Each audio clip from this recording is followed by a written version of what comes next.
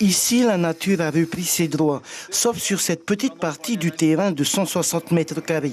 Difficile de croire qu'avec toute cette végétation, une villa est en construction. 3 chambres, 3 salles d'eau, une mezzanine, une terrasse, un bungalow à part et bientôt une piscine. Mais voilà, les travaux accusent 2 mois de retard. Un retard qui ne dépend pas de l'entrepreneur. Pénurie de matériaux, délai d'approvisionnement et bien évidemment augmentation des prix que personne ne maîtrise à l'heure d'aujourd'hui et surtout pas nos fournisseurs. Tout a augmenté. En 2 ans, le prix du transport maritime a été multiplié par 5, puis par 10. Le prix des matières premières, ciment, parpaing et bois a augmenté de 15%. Pire, celui de l'aluminium ou de la ferraille a dépassé les 40%. Des pertes que Laurent ne peut supporter seul.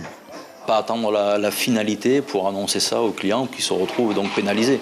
Non, annoncer aux clients dès le départ de la signature du contrat de construction qu'il risque d'y avoir des augmentations de prix dues à toute cette augmentation sur les matériaux. Malheureusement, c'est le client.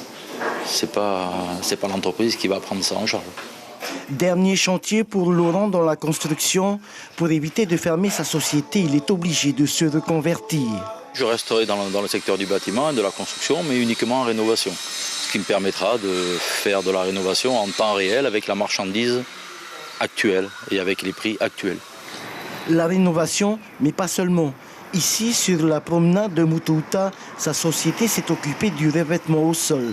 Quand il pleut, par exemple, l'eau passe à travers. Le revêtement de granulats de quartz avec 25% de verre donc, issu de la filière polynésienne recyclée.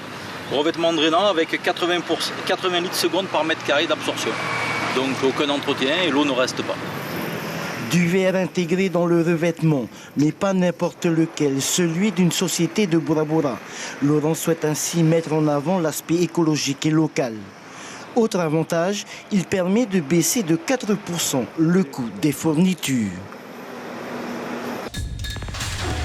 L'information en continu sur Polynésie la première, Internet et réseaux sociaux.